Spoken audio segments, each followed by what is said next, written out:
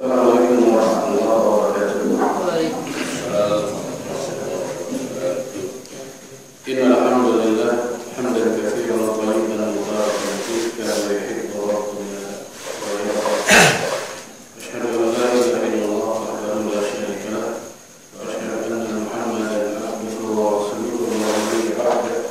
Allahumma shalli wa sallim ala nabiyyina Muhammad wa ala alihi wa sahbihi ajma'in. Amma ba'd. Bapak Ibu sekalian, rahimani wa rahimakumullah. Pada kesempatan kali ini, insyaallah kita akan membahas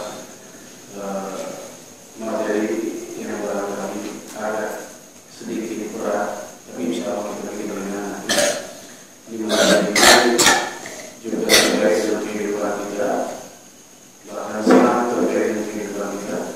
Bisa jadi sehari-hari kita berinteraksi dengan masalah ini, yaitu tentang riba, dan juga pengaruh-pengaruhnya, dampaknya untuk kehidupan kita, bukan hanya kehidupan kita di dunia, tapi juga di akhirat. Ali bin Abi Thalib radhiyallahu anhu pernah mengatakan, "Man ittajara qabla an yatafaqqah." Barang siapa berbisnis tetapi belum memahami atau belum belajar ilmu tentang bisnis, tentang tijarah, tentang berniaga, maka dia akan irtaqama fi riba. Biasanya orang tersebut akan menabrak riba, karena dia anggap yang dia lakukan itu tidak masalah. Dia anggap yang dia lakukan keuntungan atau margin yang halal, padahal menurut syariat itu adalah riba. Summa irtaqama, kemudian dia nabrak lagi. Jadi maksudnya ketika dia sudah dalam posisi enak, karena memang keuntungannya banyak, dia menganggap itu sebuah kesalahan, bukan sebuah kesalahan. Ketika ada orang yang meluruskan, menegurnya, dia akan menolak karena dia anggap ini halal dan ini tidak ada yang mempermasalahkan. Kenapa harus sekarang dipermasalahkan? Jadi karena faktor itu dia tidak mencoba untuk mengoreksi atau memperbaiki cara bisnis dia, sehingga dia terus menabrak yang namanya riba. Oleh karena itu, ya kita akan membahas masalah ini betul dengan kadar waktu yang tersedia. Kita akan mencoba sejauh yang bisa kita bahas. Secara bahasa, riba itu artinya zada wa nama, yaitu bertambah dan tumbuh. Raba syai' yarbu'uhu wa riba'an zada wa nama. Arba'atuhu namaitu. Apa artinya? Ini saya ambil dari kitab Lisanul Arab, yang artinya sesuatu itu tambah atau tumbuh. Zada bertambah, wa nama berkembang. Ya, berkembang.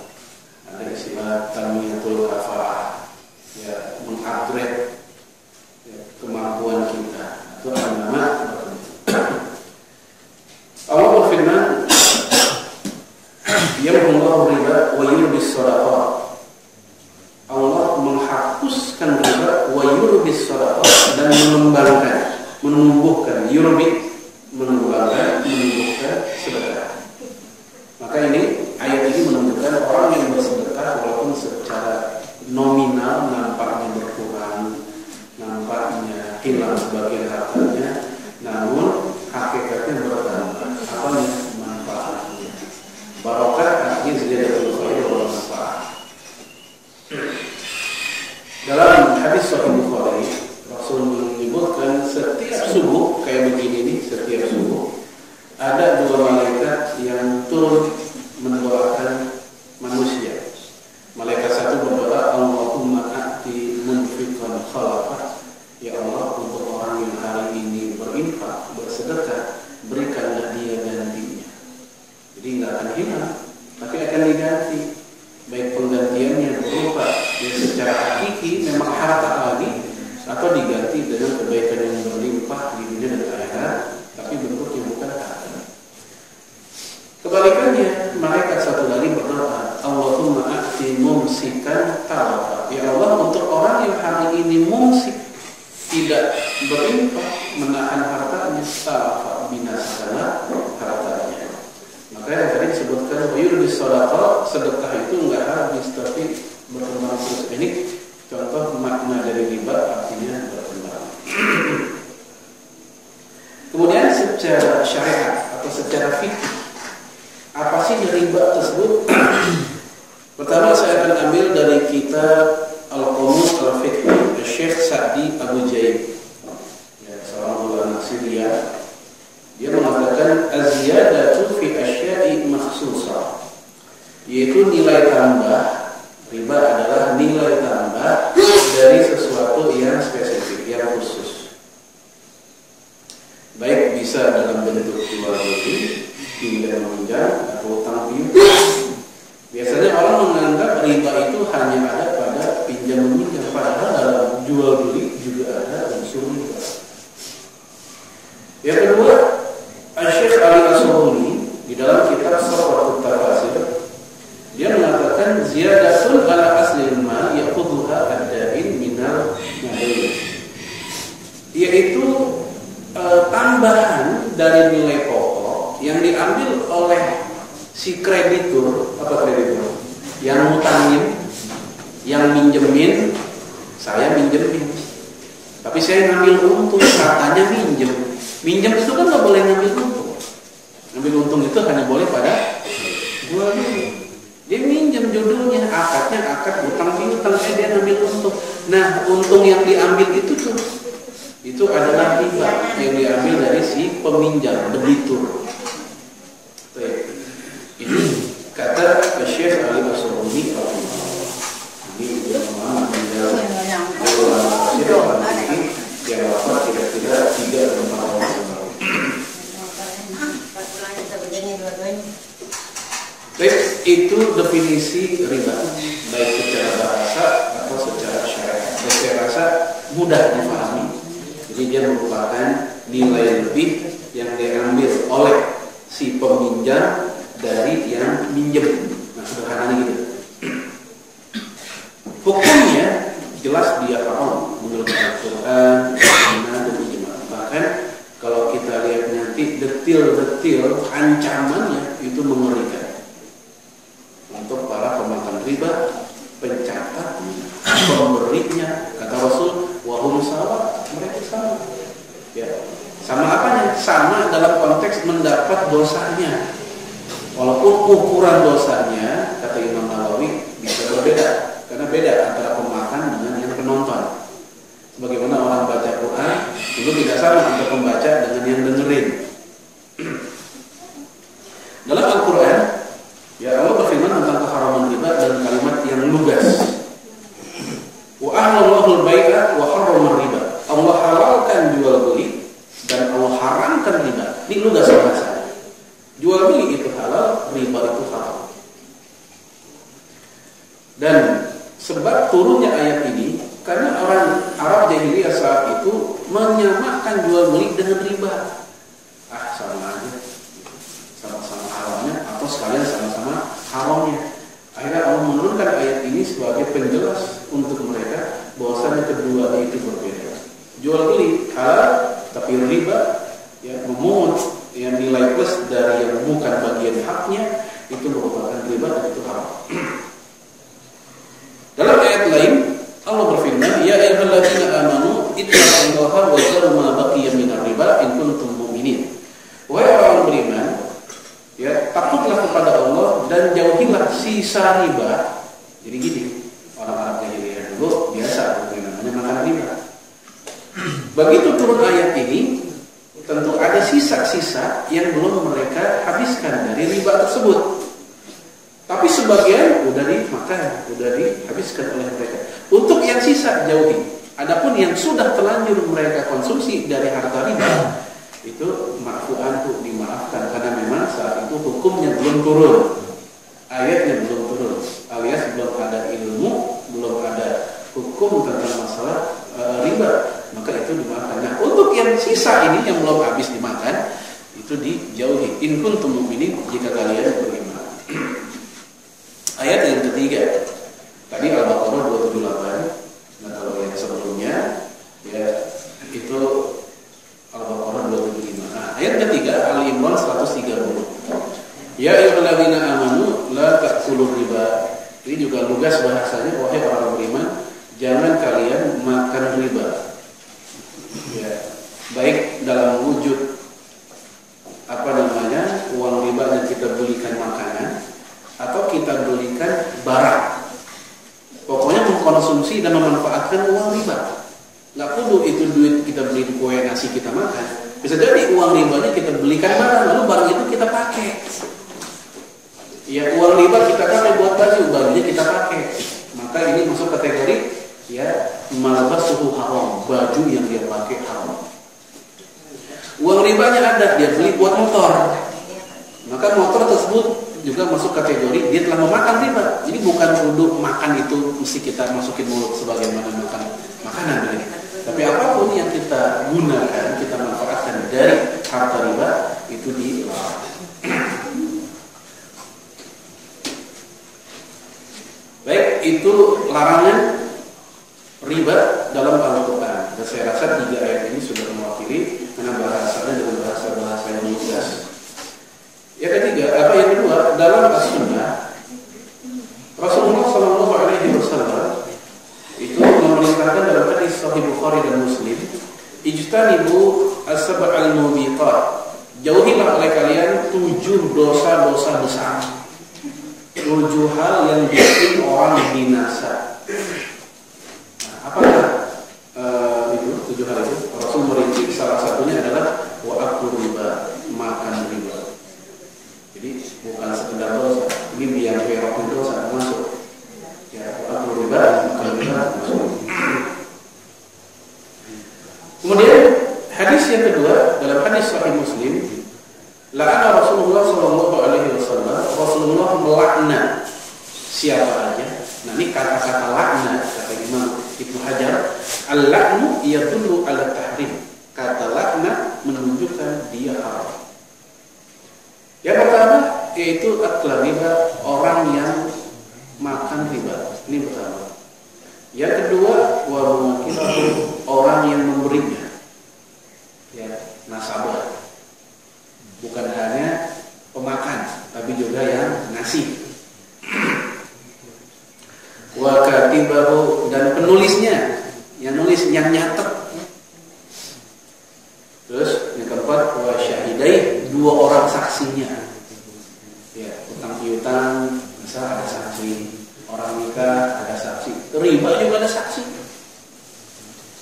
Maka saksinya juga kena. Dan Nabi menutup hadis ini dengan kalimat hum sawa, mereka sama. Kenapa? Karena mereka sama-sama berserikat, berkomplot dalam kejahatan yang bernama riba.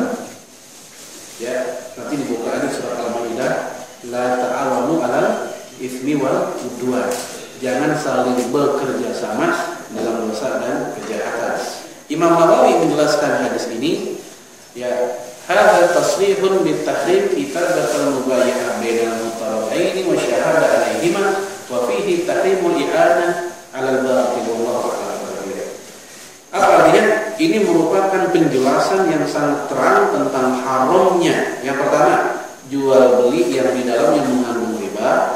Kemudian tulis penulisnya, saksinya begitu.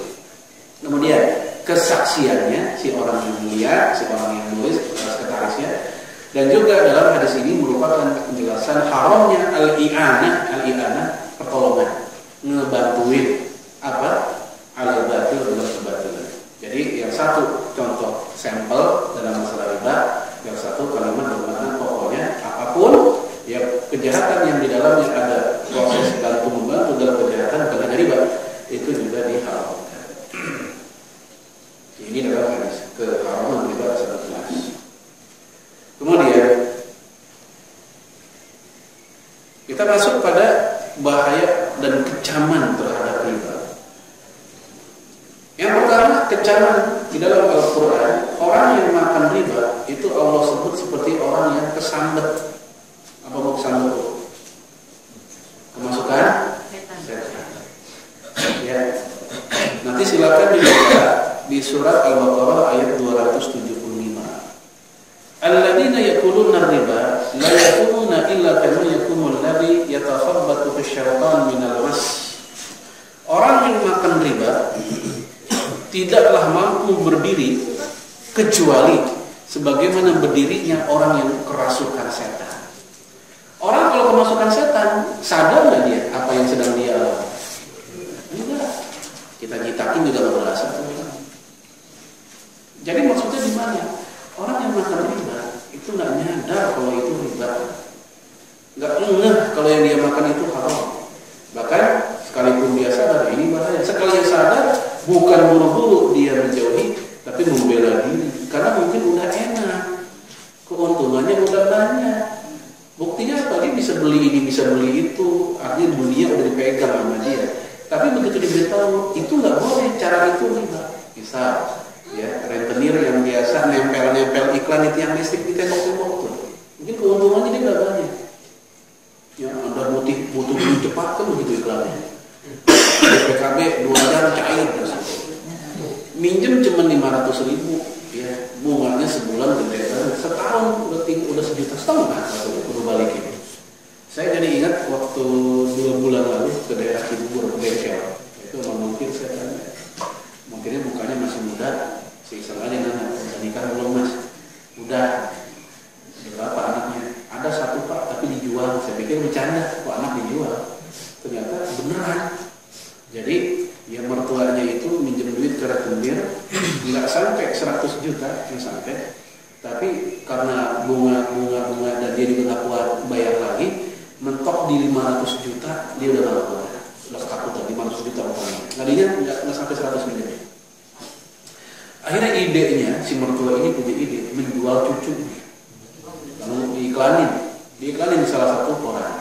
Dan saya heran kok nggak bisa ketahuan itu iklan jual anak. Dan akhirnya ketika ini anak masih merah, baru lahir, jadi belum berapa bulan, masih baru lahir. Marah banget dia ketika tahu mertuanya menjual anaknya sendiri. Akhirnya dia pun menceraikan istrinya karena istrinya juga termasuk yang setuju untuk menjual bayinya. Gitu. Jadi dampak dari riba itu sampai ke sana-sana. Maka kita berupaya sebisa mungkin untuk berjauh-jauh dari riba dan sistemnya. Namun untuk Indonesia memang saya akui kita akan mengalami kesulitan karena memang Rasul juga bilang jauh-jauh hari dalam riwayat Abu Dawud bahwa riba itu di akhir zaman seperti debu. Debu kita mau ngeles gimana juga kena juga. Ya, kita mau jungkir balik bagaimana akhirnya kena juga. Tapi tetap ini nggak boleh jadi pembenaran untuk bernikmat-nikmat dengan riba. Tetap kita harus menjauhi. Kalaupun akhirnya kena juga, maka la yukallifullahu nafsan illa wus'aha. Fattaqullaha mastata'tum. Itu dalam hadis, idza amartukum bi syai' fa'tu minhu mastata'tum. Artinya kita udah pada tenaga yang terakhir untuk menjauhi, akhirnya kena juga. Semoga Allah maafkan kita. Tadi disalahkan memang orang yang sangat menikmati berlumuran hidupnya dengan riba. Nah, apa sih yang dimaksud dengan kemasukan setan dalam ayat ini? Para mufassir mengatakan, ya, di antaranya Abdullah bin Abbas, ya, aklu riba, makan riba itu atau akilu riba, si pemakan riba, ya ba'atsu yaumal qiyamati majnunan yuhna. Orang yang makan riba akan dibangkitkan pada hari kiamat nanti jadi orang gila dan tercekik. Di akhirat kagak gila aja kagak enak. Ya apalagi gila. Nah, ini makna gila di sini apakah makna hakiki benar-benar gila atau majazi? Ya, tapi yang jelas untuk kondisi di yaumul akhir nanti, ya bahwasanya seluruh manusia akan kebingungan, akan dalam keadaan kredit lah, kacau dengan amalnya dia sendiri. Apalagi kalau seandainya amalnya banyak masalah yang haram. Ini tafsir dari Ibnu Abbas dikutip oleh Imam Al-Katsir.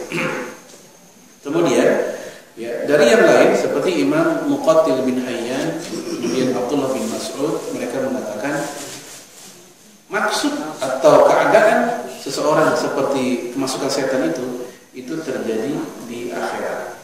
Di dunia dia mungkin ya biasa aja, sehat walafiat, seger aja nggak kayak orang kesambet gitu.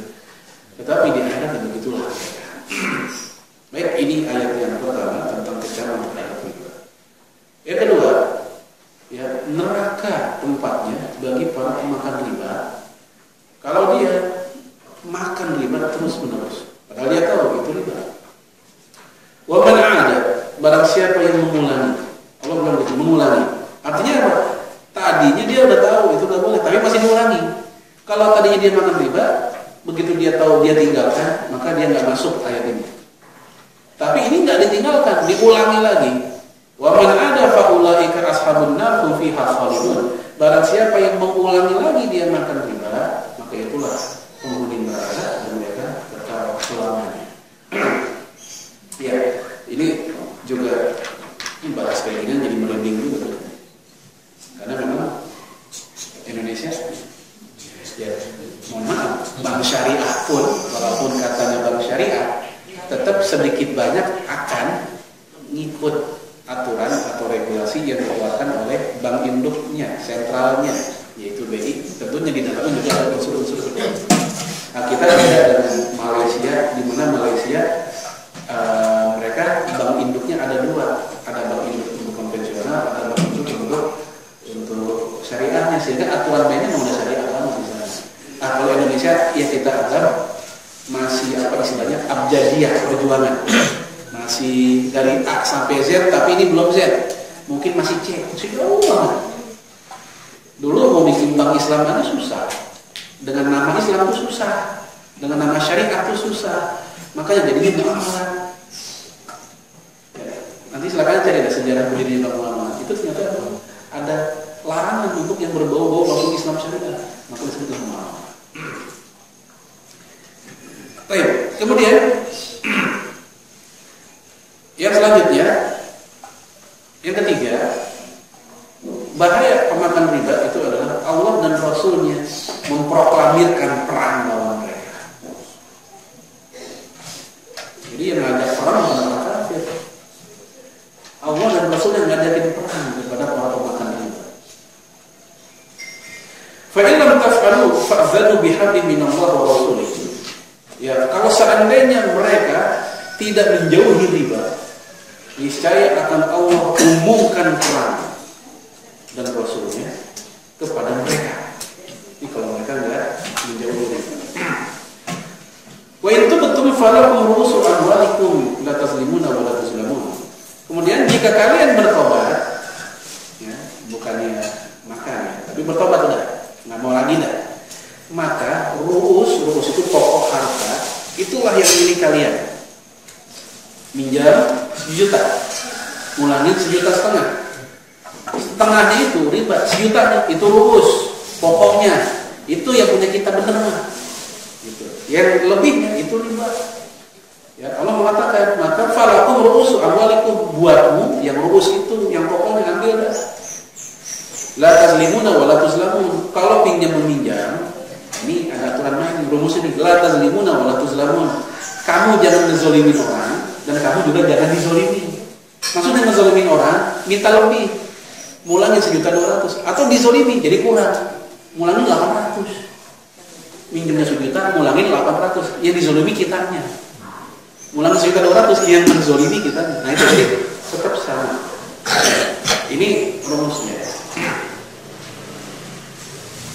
Baik, lalu bagaimana kalau seandainya kadang ada orang yang apa istilahnya ada ucapan terima kasih, udah minjemin, udah ada orang berjasa, ya dengan demikian masalah dia pun bisa terselesaikan dengan uang yang dipinjamkan oleh rekan atau saudaranya itu. Ya, selama memang tak dijanjikan, tidak ada akad untuk itu, dan lahirnya secara fauri ya tiba-tiba, ya, memang pihak yang minjemin juga nggak berharap. Itu nggak apa-apa, tapi jangan udah minjem langsung ngomong kalau mau balikin ya, buat tambahin lebihnya dah. Nah, lu bertanya tapi kalau biasa, cuman begitu menjelang memulangkan dia, ini orang baik banget ya. Ketika ada orang yang nggak peduli sama saya, dia peduli. Maka saat itu ya yang dia lakukan bukan kategori riba, karena dia bukan mencari untung. Siapa sih peminjamnya? Bukan jadi untung, dan kita pun bukan ingin memberi untung, bukan. Namun ini nggak boleh terjadi ketika sudah dijanjikan sejak awal, direncanakan sejak awal, tapi emang lahirnya belakangan dan diberikan juga belakangan. Kemudian yuqalu yaumil qiyamah li akli riba khus silah lil harbi. Di hari akhirat nanti, Ibnu Abbas mengatakan, kata Ibnu Abbas, di akhirat nanti itu para pemakan riba riba dikasih senjata. Tuh, ambil senjata kalian. Ayo perang. Tuh diajak perang. Ini merupakan makna kata para ulama ya kalam zam.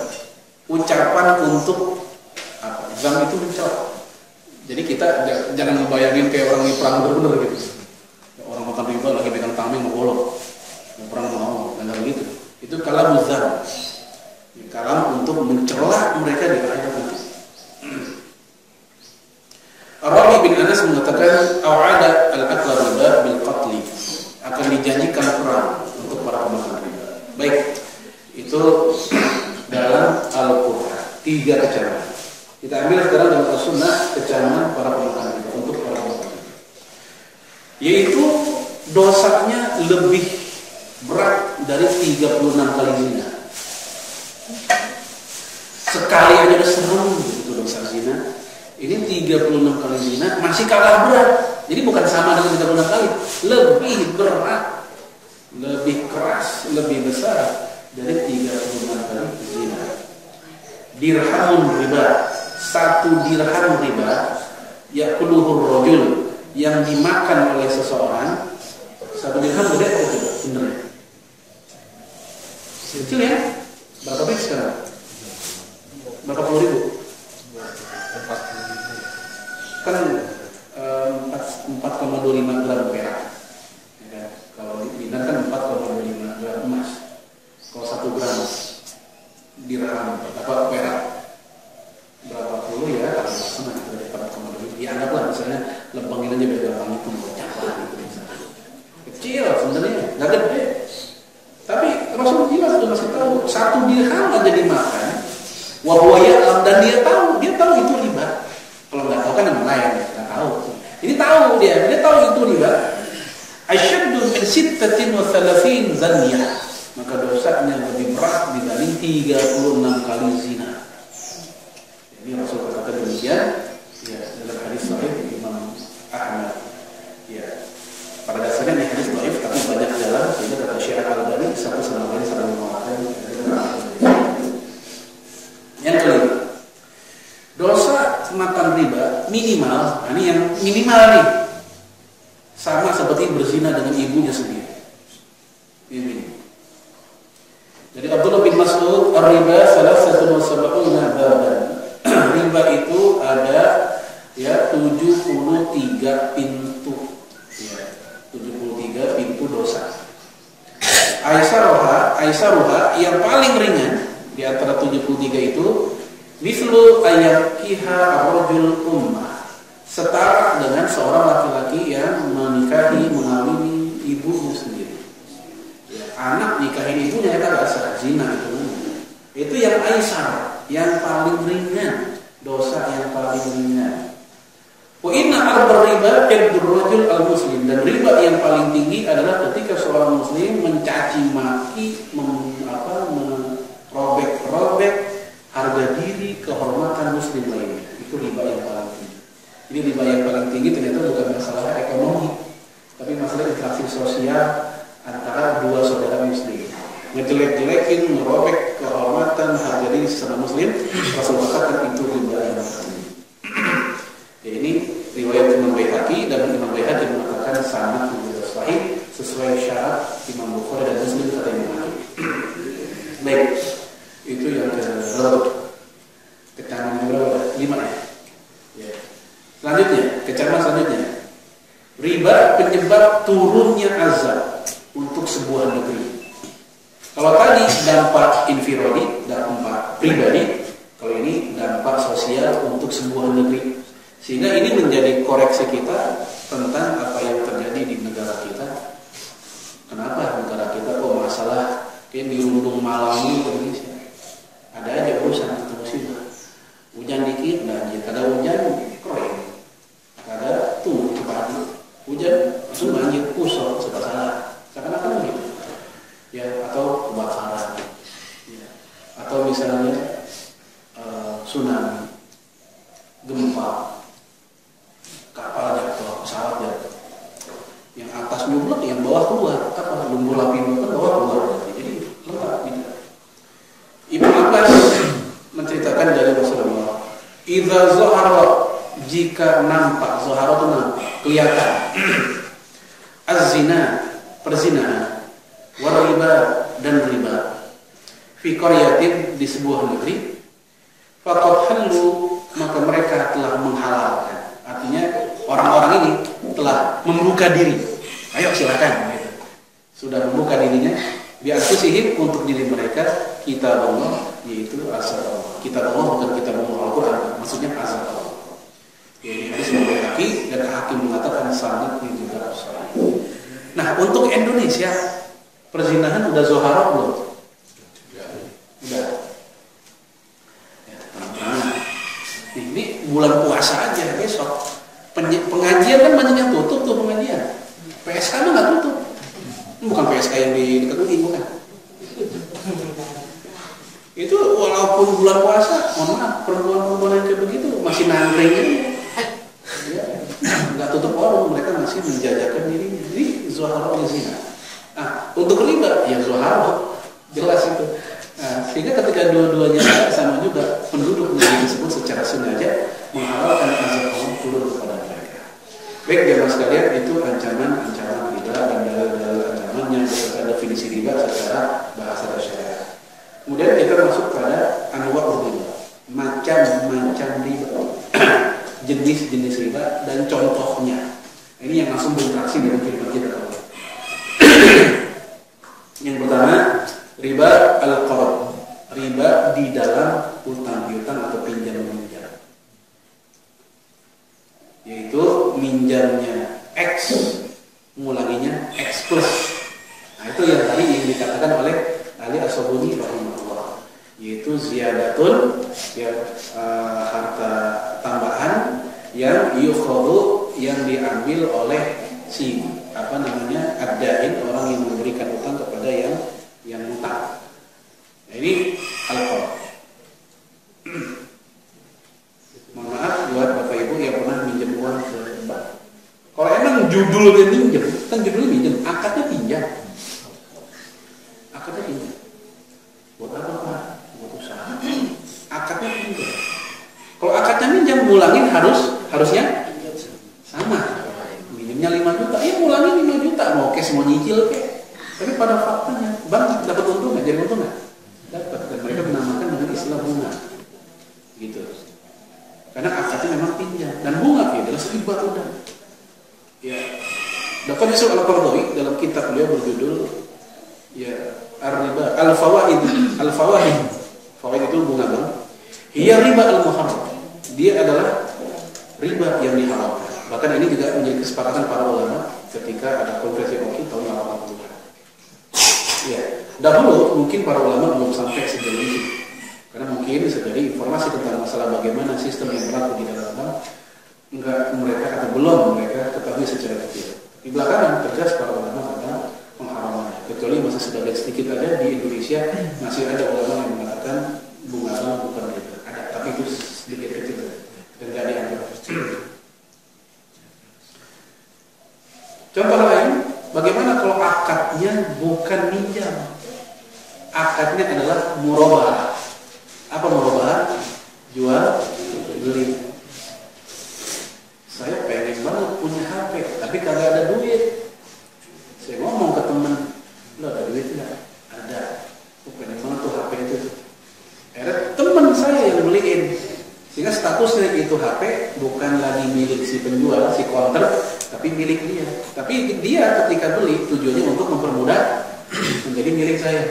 Maka akhirnya saya pun bukan beli ke counter, tapi beli ke kawan saya supaya terjadi transaksi yang lebih ringan, yaitu saya cicil. Ini murabahah. Maka ada pihak ketiga yang membeliin, yaitu kawan saya ini. Harusnya saya beli langsung ke counter, dia penjual, saya pembeli. Tapi saya nggak ada duit langsung, saya juga nggak kenal dia. Maka saya ngomong ke teman saya, dia yang beliin, maka saya belinya ke dia hakikatnya. Dan dia juga nyari untung tentunya, karena dia pedagang misalnya. Walaupun saya bayarnya nyicil, ya harganya 1 juta, saya bayar secara cicil 12 bulan, masing-masing sebulan 100.000, jadi 1.200.000. Maka 200 tersebut bukan fawaid, bukan bunga, bukan riba, tapi robah. Apa robah? Marji. Karena akadnya murabah. Jadi beda akad, beda hukum. Walaupun secara sistem ketika bayarannya secara teknis sama, mirip seperti orang akad nikah. Akad nikah Islam dengan akad nikah kafir beda hukum selanjutnya. Walaupun dalam berumah tangga sama aja mereka. Dalam berumah tangga sama aja. Tapi ketika akad beda, maka beda pula hukumnya. Maka antara akad robah dengan qard beda, dampak hukum juga berbeda. Walaupun secara teknis pembayarannya mirip nggak? Namun informasi aja, ini informasi dan informasi ini sebagai tambahan wacana. Syekh Utsaimin rahimahullah, beliau tetap melarang murabahah jenis kayak gini. Yang ada di bank menurut dia itu adalah hillah. Apa hillah? Ngakalin. Karena pihak bank biasanya ada orang pengen beli rumah, ini orang demen sama rumahnya, datang ke bank, Pak saya pengen beli rumah itu. Yaudah, saya minta surat-suratnya dan segala macam kelengkapannya. Jadi pihak bank beli ke pemilik rumah atau ngasih duit aja? Biasanya ngasih duit. Nah, kata saya itu merupakan hillah, ya, siasat supaya kesannya jual beli. Padahal itu bukan jual beli, tapi minjem juga. Kalau emang jual beli, harusnya sempat transit dulu jadi milik bank. Gitu, beli dulu, walaupun akhirnya hanya barang sehari 2 hari kayak, gitu, atau barang mungkin sejam 2 jam jadi milik, udah ada transaksi kepada si pemilik rumah, baru kita sebagai peminat kita beli ke bank, itu baru murabahah. Tapi sebenarnya di bank-bank sekarang nggak begitu kan, betul ya? Ya. Tapi tetap kita hargai istihad para ulama yang ada di Dewan Syariah Nasional bahwa mereka mengatakan itu murabahah bukan hillah. Walhasil ini memang menjadi kontroversi atau debat para ulama hari ini tentang yang seperti itu masuk kategori murabahah atau bukan. Tapi emang umumnya itu tidak murabahah. Baik, itu contoh pertama. Jenis yang pertama apa tadi? Riba apa? Qard. Qaf, ra dan dad. Ya, qardul hasan, pinjaman yang baik. Kalau pinjaman yang baik maka nggak boleh jadi untung. Untuk di bank syariah tidak ada qard, nggak ada akad qard. Mereka ada akadnya. Baik, itu yang pertama. Yang kedua, riba al-fadl. Fadl artinya lebih, ya. Fadlullah, kelebihan yang Allah berikan. Al-fadilah artinya kelebihan atau keutamaan. Riba al-fadl contoh. Ya, maksudnya adalah yaitu nilai lebih yang diperoleh dari, ya, hasil pertukaran barang yang sejenis atau tak sejenis. Contoh yang sering terjadi di masyarakat kita. Yang sebagian orang yang udah taklim pun masih melakukan tuker kado ketika acara. Itu riba al-fadl. Ketika apa? Ketika ada nilai yang berbeda masing-masing yang bawakan. Jangan lupa ya, nanti ada acara tuker kado harga minimal 20.000, harga minimal. Berarti masih ada yang beli 25.000, ada yang 30, ada yang 40, ada yang 20.000. Seada duitnya mereka. Saya nggak beli sendal jepit aja belinya 20.000. Ada yang lagi lebih duit, dia beli laptop, atau dia beli emas, cincin, dibungkus. Yang sendal jepit, bungkusnya keren banget. Orang nyangkain, apaan nih? Cakep nih. Ya. Yang cincin, bungkusannya kecil, koran lagi. Orang mikirnya paling sendok nasi nih. Begitu ditukar, yang kecil, kaget dia, emas. Bukan 20.000, ini ratusan ribu. Yang dapat kotak gede udah girang tadinya, sendal jepit. Ya. Setara nggak nilainya? Jauh. Ini riba fadl. Maka harusnya kalau pengen acara tukeran kado, harganya disetarain. Itu kalau acara tuker kado 20.000 semua. Kalau nggak begitu, riba fadl jatuhnya. Contoh lain, menjelang lebaran coba lihat. Yang punya duit pada nangkring di pinggir jalan. Apa namanya? Uang recehan ya, ditukerin. Jadi duit beli duit. Duit buat beli duit dan dia nggak untung. Ini riba fadl. Sejenis. Ya, sama-sama duit, tapi nggak untung. Ini riba fadl. Tukar guling dengan barang yang tak setara. Ini juga riba fadl. Ya. Motor ditukar dengan sepeda. Ya, sepeda juga yang mahal. Ada juga yang belasan juta sepeda. Ya, anggaplah sepedanya pas ditanya ke toko itu paling cuma 2 juta. Motor semurah-murah segitu, anggaplah 5 juta. Tapi kan dia sama-sama rela, maksudnya gitu, sama-sama rela. Kerelaan tidak merubah yang haram menjadi halal. Karena orang berzina pun juga rela. Gue rela, iya gue juga rela. Ya udah haram juga tetap. Walaupun rela, sama ini, gitu. Jadi kerelaan juga harus akhirnya membuat yang haram menjadi halal. Tapi semoga jelas tentang riba fadl. Beda ya dengan qard. Yang ketiga, jenis yang terakhir, ya, yaitu riba an-nasi'ah. Apa itu? Riba yang terjadi dalam proses jual beli, yaitu ketika seseorang membayar barang yang dia beli, si penjualnya minta tambahan di akhirnya, baik karena faktor, ya kata dia, iya nih Pak, ikutin fluktuasi nilai rupiah, latah begitu. Padahal udah janji flat. Apa flat? Tetap. Atau karena faktor jatuh tempo, kalau lewat kena denda, itu nasi'ah. Leasing, begitu nggak? Ya, kartu kredit, begitu nggak? Begitu, itu nasi'ah. Makanya akhirnya di satu sisi banyak orang, termasuk orang Islam, udah nggak bisa lepas dengan sistem ini. Di sisi lain, ini secara syariat kagak benar. Akhirnya sebagian asatidzah, sebagai ustaz atau ulama, termasuk di Indonesia, itu mencoba nyari jalan tengah. Ya, anggap pakai win-win solution, solusi yang sama-sama untung. Gimana caranya? Yaitu bayar sebelum jatuh tempo supaya nggak kena gitu. Walaupun ini tetap tidak berarti tanpa kritik, pendapatnya juga dikritik. Kenapa? Sebab ketika dia akad dan dia setuju dengan aturan kayak begitu, sama juga dia setuju atas aturan ribawinya. Walaupun kemudian dia bisa bersiasat untuk tidak kena riba atau memberi riba karena dia membayarnya lebih cepat dari tempo. Itu maksudnya. Kartu kredit kan pada hakikatnya terjadi tiga pihak. Ya. Saya ini misal pemilik kartu kredit. Lembaga A dia yang ngeluarin kartunya. Saya pengen belanja di apa misalnya sebuah swalayan. Hakikatnya pas saya belanja yang bayar bukan saya, tapi yang bayarin adalah bank. Jadi saya ngutangnya ke dia, ya, bukan ngutang langsung ke pedagang, ke penjual. Dia yang bayarin, sehingga saya nyicil ke dia, dan dia kasih tempo. Nah, kalau saya lunasnya udah atau bayar selesai sebelum tempo, nggak ada masalah. Ketika lewat tempo, kena tuh yang namanya bunga, karena yang namanya lembaga keuangan kayak gitu nggak mungkin dia pengen nggak nyari untung, dia juga nyari untung. Dari mana dia ngambil untungnya? Dari denda tersebut. Nah, secara prinsip sebenarnya kalau tanpa denda memang nggak ada masalah. Contoh sederhana gini aja. Misalnya saya mau ke warung, nggak ada duit, gitu. Saya ngomong sama Pak Arta, ada duit nggak? Ada, beliin dong.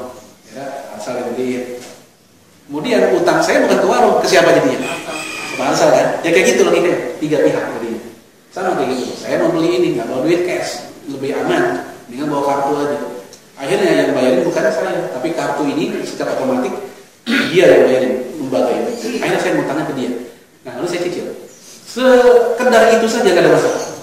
Tapi ketika mulai dia kena dendanya, itulah riba nasi'ah. Di situ riba nasi'ah. Nah, yang kayak begini cukup banyak sebenarnya. Lalu bagaimana dengan leasing syariah? Leasing syariah ternyata juga ada denda. Pernah nyobain nggak leasing syariah? Leasing syariah itu juga ada denda. Loh, kan sama-sama denda. Jadi apanya yang syariah kalau begitu? Kan gitu ya. Nah, ada kaidah fikih bernama al-ibrah la bil asma lakin bil musammiyat. Hukum itu bukan dari nama, tapi dari esensi, dari isinya. Walaupun dinamakan bukan denda, tapi isinya sama kayak denda, ya hukumnya hukum denda. Nah, saya udah nanya ke orang-orang yang main di leasing syariah atau yang bukan syariah. Mereka tidak menamakan lain, mereka juga menamakan denda sama kok. Tapi beda dalam konteks nawaitu, niat. Kalau yang model konvensional, denda itu memang bagian dari cara mereka nyari untung. Bagian dari nyari untung. Ya, tambahannya. Disitulah nasi'ah. Sedangkan untuk yang syariah, denda ini bukan untuk nyari untung, tapi mentakdir, menghukum, mendidik supaya dia disiplin. Dan terbukti dari apa? Uang tersebut nggak dipakai oleh mereka, tapi dipakai untuk apa namanya? Kepentingan.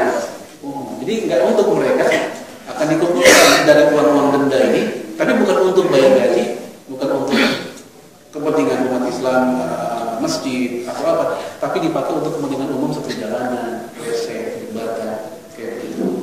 Ini perbedaannya. Sama-sama ada denda, tapi beda dalam tujuannya.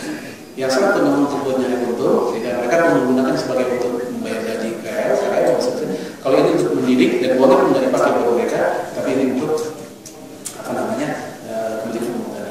Baik. Nah ini pun juga bisa jadi ada yang menuduh, itu hilang juga sama ngakalin juga. Jadi emang kayak begitu keadaannya sekarang. Nah kita memang untuk nyari yang 100% benar-benar syariah belum apa namanya? Ada belum? Belum ya. Tapi ya daripada enggak, ya mau apa lagi daripada kagak. Karena ada kayak begini, mana yang terpukul, ini terpukul, jalan. Apa-apa yang ideal kita belum dapat, seadanya kita yang masih lebih baik itu kerjakan. Sebab kalau bukan orang Islam yang memanfaatkan siapa lagi? Yang sampai ada tuduhan sama aja. Kalau dibilang kayak begitu, seakan-akan kita tidak menghargai perjuangan para bankir Muslim dahulu. Yang kemudian kita membuat putus asa mereka karena orang sendiri nggak bantu. Ya akhirnya kita niatnya pengen menumbuhkan yang ekonomi syariah nggak pernah tumbuh gara-gara kita selalu berpikir negatif kepada para bankir-bankir Muslim itu. Walaupun ada kekurangan kita akui banyak hal kekurangan, tapi saya anggap itu mesti proses perbaikan.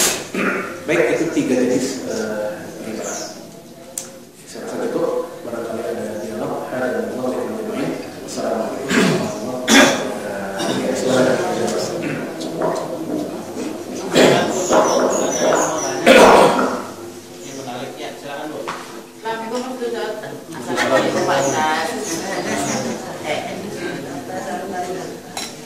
Ini Pak Ustaz, kalau beli emas pasti jualnya ada potongan.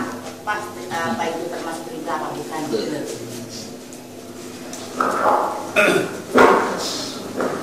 Ya, beli emas, jual nih, habis ada potongannya juga gitu.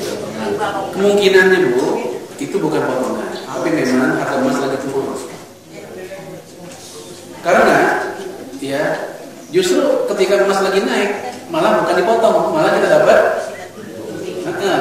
Kita beli emas tahun 2014 misalnya, saat itu 1 juta, ini anggap gitu. Harga emas naik turun, gitu ya, ngalamin naik turun. Kita jual 2 tahun kemudian, karena kita kaget loh, saya beli 1 juta, kok sekarang 1.200. Ternyata kita nggak tahu tuh, emang lagi naik harga emas. Itu bukan riba, karena emang sesuai dengan harganya. Itu kan riba. Tapi pasti masih ada potongan selalu kan? Jadi kalau harga emas itu naik atau turun, memang dihargai sesuai dengan harga emas. Nah setelah dihargai, dan jadi potongan lagi. Nah potongan itu biasanya dibahasakan dengan istilah ongkos bikin emasnya gitu, karena yang dijual belikan itu adalah emas murni, cuma karena dia sudah berbentuk cincin, yang boleh jadi nanti akan dibentuk lagi, maka dihitung ongkos buatnya itu yang dipotong. Biasanya besarannya puluhan ribu lah. Itu masuk kategori 2 akad dalam satu transaksi. Satunya akad jual beli, satunya akad ijarah. Apa ijarah? Jasa bikin akad ijarah. Dan itu terlalu ya, 2 akad dalam satu transaksi. Di satu sisi jual beli, sisi lain ada akad sewa jasa. Itu terlalu. Tapi memang sekarang ada nggak orang beli emas tanpa ada kayak gituan? Nggak ada. Susah. Ya, kecuali Mas Jawa. Ya Bu ya. Ya. Jadi ya. Ya. Jadi itu sudah 2 akad. Ya. Tapi kalau kita mau nyari celah hukum, ketemu aja. Ketemu para ulama, ada yang bolehin kok. Alasan mereka ya yang namanya akad ijarah itu emang boleh. Ya sama seperti misalnya kayak apa namanya? Haji, dana talangan haji. Di satu sisi kan minjem bank. Tapi kok ngulanginnya nggak sama ya? Kan gitu ya? Ngulanginnya itu. Kan kita udah bilang tadi, pinjam harusnya ngulanginnya sama. minjem 25 juta, mulanya secara nyicil kok jatuh-jatuh jadi 40 juta. Ini misalnya. Nah, plusnya itu apa? Plusnya itu adalah akad yang lain. Itu akad ijaroh. Ijaroh itu apa tadi? Sewa jasa. Jasa apa? Jasa pihak bank telah membantu kita untuk pergi haji. Sehingga kita membelikan ujroh dari jasa apa? Ujroh upah. Dalilnya banyak kalau untuk ujroh upah itu berikan upah kepada buruh sebelum keringatnya kering. Maka posisi bank seolah-olah menjadi buruh kita yang telah membantu kita, maka kita memberikan upahnya. Nah, ini ada dua akad. Nah, pihak para ulama ini tentang permasalahan itu mirip sama dengan tadi. Kalau bicara hukum, ya kalau hukum ada aja membolehkan. Baik, kalau yang lain, ya. Mungkin agak panjang sedikit ceritanya nih. Jadi mungkin ada sebuah cerita. Si A, si B, si C sama si D. banyak amat nih. Ya, si A ini menjual rumah nih. Si A ini menjual rumah ke si B. Nah, si B ini mau di KPR sama si B nih, si rumah si A. Dari pihak bank harus ada DP-nya untuk si A. Sedangkan si B tidak punya uang untuk bayar DP ke si A. Ada seorang nasabah bank membantu si B. Si B untuk membayar DP KPR ke A. Apakah si penjual Membantu itu utang ya? Utang ya. Terus dikenakan bunga Oleh DP sama si yang nasabah tersebut yang meminjamkan si B. Yang minjemin DP. Iya, yang minjemin DP. Apakah si A penjual itu mendapat kena riba juga atau gimana itu? Iya. Si penjualnya itu gitu. Si D-nya siapa?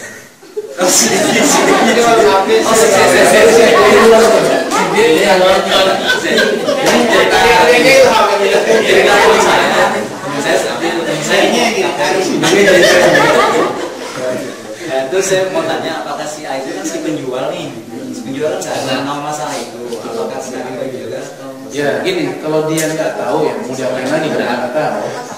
Ya, tapi yang jelas memang ketika si C yang memberikan duit untuk DP, tahu-taunya dia bukan pengen minjemin, memang dia nyari untung juga. Maka dia minta plusnya. Nah, kita yang di DP-in, dia setuju kan? Ya, maka dia masuk kategori yang tadi, yaitu pemberi riba. Gitu, masuk dia. Kalau dia ngerti, ya. Tapi kadang orang kan, ya gimana ya? Nah gitu. Terus nggak ada pintu lain, dia doang nih yang ngasih. Biasanya begitu. Nah, memang kalau kita bicara hilah, nakal-nakal ya bisa aja pakai ini supaya ujung-ujungnya jadi halal bisa. Tapi kita kan nggak mau begitu dulu. Setiap hukum ya akal-akalan supaya halal jadi halal tuh bagi saya kejahatan. Maka apa yang dia lakukan masuk kategori ayat mereka berdua saling membantu. Atau bahasa Nabi tadi sawa, mereka sama. Tapi si pemilik rumahnya nggak tahu urusan ya. Nggak tahu kan dia mah nggak tahu. Ya kayak misalnya gini, saya dagang apa gitu, ada orang beli pakai uang dari main judi, kan saya nggak tahu dia main judi atau kagak. Ya. Dan saya juga nggak nanya, Pak, bapak kerjanya apa? Sejauh itu sih nanti. Kata masalahnya gitu, misalkan si penjualnya tahu gitu. Nah, terus ngebantu proses melancarkan masalah itu gitu. Jadi harus ada persyaratan misalnya si A itu membantu gitu. Atau kena riba si A si penjual rumah itu yang punya rumah ya. Masalahnya dia juga menanyakan ke saya juga, teman saya itu dia juga takut juga kena riba. Sebagusnya emang yang punya rumah masih nasihat ke yang beli. Kalau misalkan dari DP gimana? Udah di DP sama si pembelinya. DP. Ya, DP itu sebenarnya gini, pada prinsipnya DP itu namanya bai'u al-urbun. Jual beli yang namanya urbun. Ada uang DP. DP itu tidak seluruh ulama setuju. Jumhur ulama mengatakan jual beli dengan cara DP yang kemudian angus kalau kagak jadi, kan bisa gini ya? Iya. Itu haram. Itu jumhur ulama. Hanya sedikit ulama yang membolehkan dengan alasan ya karena kalau nggak diangusin dia rugi. Dengan alasan ini kalau dulu bukan Anda yang beli mungkin sudah jadi, begitu Anda yang beli dia angus jadi saya rugi, makanya ini buat saya gitu. Itu alasan yang bilang halal. Ya, ini ada juga yang membolehkan, yaitu Imam Abu Hanifah, Imam Syafi'i. Tapi mayoritas ulama mengatakan itu merupakan halal, kejahatan. Kenapa? Karena belum jadi, jual beli kagak jadi kok jadi milik dia gitu. Nah, harusnya dibalikin. Harusnya balikin. Itu pendapat mayoritas ulama.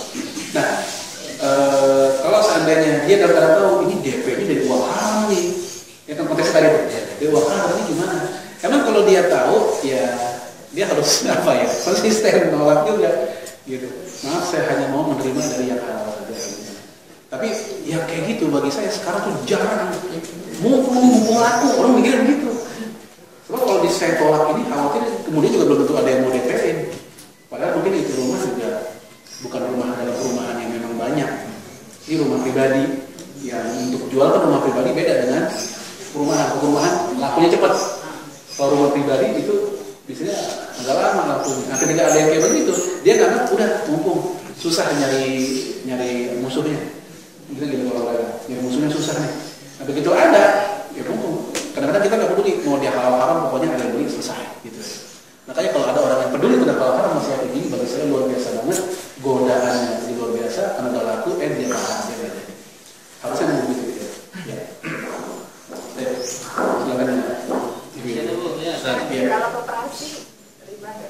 Nah, koperasi juga gini aja pokoknya. Karena kan orang kalau koperasi kan ada iuran anggota iuran wajib gitu ya. Yang gara-gara itu dia kalau beli barang di koperasi tersebut jadi murahan. Ya, pada prinsipnya iuran kita kan diputar oleh koperasi. Untuk apa? Untuk anggota juga sebenarnya yang pada minjem, gitu kan? Sebenarnya kayak begini nggak masalah nggak masalah alias boleh jika memang caranya juga syariah seperti minjam segini, mulangin segini, akadnya. Tapi kalau koperasi bilang ya ini minjemnya 1 juta, kita mulangin 1.200.000 ya, atau ada uang administrasi, biasanya begitu tuh, itu nasihat jatuhnya. Tapi kalau nggak begitu, nggak ada masalah. Kecuali kalau seandainya akadnya jangan minjem diganti. Belum lama itu ada koperasi di PHE Pak, di Nestle sana, Simatupang, itu nanya ke saya. Saya bilang ya sebaiknya supaya ada kontroversi ganti akad, bukan akadnya minjem, anggota minjem, tapi akadnya adalah murabahah. Dia lagi butuh apa oleh koperasi dibelikan, sehingga ketika koperasi ngambil untung jatuhnya bukan riba, tapi jatuhnya adalah robah atau nagih. Dengan demikian nggak lagi ada unsur riba dalam proses itu. Tapi emang jangan lupa yang namanya jual beli, ya akad murabahah dengan akad qard itu ada beda. Murabahah itu ada barang yang wujud, sehingga ketika dia minjem katanya akan murabahah, dipakai buat bayaran sekolah. Jual beli apaan itu? Itu kan bukan jual beli, namanya buat bayaran sekolah, ya kan? Jual beli itu apa contohnya? Ya jual beli dah. Ya dia buat beli semen, buat betulin rumah itu jatuhnya jual beli, ada wujud barang. Ini kadang bukan ini buat bayaran sekolah. Ya, namun memang saya tidak ingkari juga ada teman-teman kita yang mengatakan itu tetap barang juga, tetap murabahah juga. Itu murabahah terhadap jasa. Dia membeli jasa dari koperasinya, gitu. Nah orang besar, tapi yang jelas kalau seandainya caranya dia ganti judul akadnya menjadi murabahah, itu relatif lebih aman dibanding kalau dia dengan judul minjam. Maka ini saya ngomong ke yang itu, saya usul, saya bilang ke koperasinya, ya ganti istilahnya, ganti akadnya dengan murabahah. Walaupun itu koperasi tidak berjudul koperasi syariah, bagi saya label belakangan lah. Yang penting intinya sudah sesuai syariah, maka syariah yang berlaku buat koperasi tersebut. Itu aja. Ya, Ustaz. Memang kalau saya lihat riba ya, terutama bank syariah lah, memang hampir semua itu akad-akadnya akad-akad yang tadi harus kita kata ilah ya. Jadi akal itu memang prakteknya memang agak sulit ya kalau misalkan jual beli itu kan di bank syariah biasanya ada tambahan, ada pakalah. Pakalah ini misalkan bank itu mau memberikan uang seperti pinjaman, karena tidak boleh langsung dalam bentuk jual beli, maka bank memberikan mewakalahkan ke orang yang bersangkutan untuk membeli barang itu. Setelah itu dibeli baru terjadi akad jual beli atau dari sana aja seperti itu. Jadi hampir semua seperti itu, tidak bisa karena akad yang langsung. Kalau akad yang jual beli itu problem. Artinya apa? Sebenarnya kalau bank menerapkan langsung murabaha satu akad